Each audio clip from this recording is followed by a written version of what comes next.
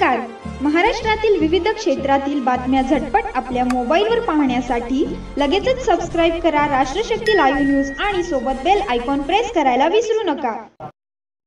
जालना जिल्ह्यातील घनसावंगी तालुक्यातील सिद्धेश्वर पिंपळगाव येथे एक धक्कादायक प्रकार समोर आला आहे.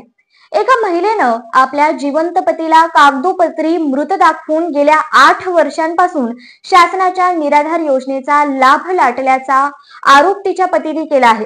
या प्रकरणी पती भिकाजी गाडे यांनी घनसावंगी तहसीलदार आणि जालना जिल्हाधिकाऱ्यांकडे तक्रार दाखल करून संबंधित महिलेचे मानधन तात्काळ बंद करण्याची मागणी केली आहे. शासनाकडून विधवा आणि निराधार महिलांना दरमहा आर्थिक अनुदान दिले जाते. मात्र या योजनेचा गैरवापर करत सिद्धेश्वर पिंपळगाव येथील एका महिलेने आपला पती जिवंत असतानाही त्याला मृत दाखवून अनुदान मिळवल्याचा दावा भिकाजी गाडे यांनी केला आहे. या तक्रारीमुळे प्रशासनात खळबळ उडाली असून या प्रकरणी चौकशी सुरू करण्याचे संकेत तहसील कार्यालयाकडून देण्यात आले आहेत. भिकाजी गाडे यांनी आपल्या तक्रारीत म्हटलं आहे की त्यांची पत्नी गेल्या 8 वर्षांपासून निराधार योजनेच्या नावाखाली अनुदान घेत आहे. हा प्रकार उघडकीस आणत त्यांनी तहसीलदार आणि जिल्हाधिकाऱ्यांना कारवाईची विनंती केली आहे.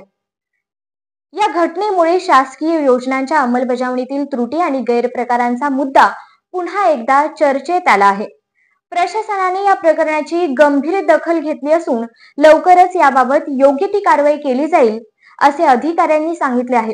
हा प्रकार परिसरात चर्चेचा विषय ठरला असून योजनेच्या लाभार्थ्यांच्या पडताळणीबाबत प्रश्नचिन्ह उपस्थित झाले आहे.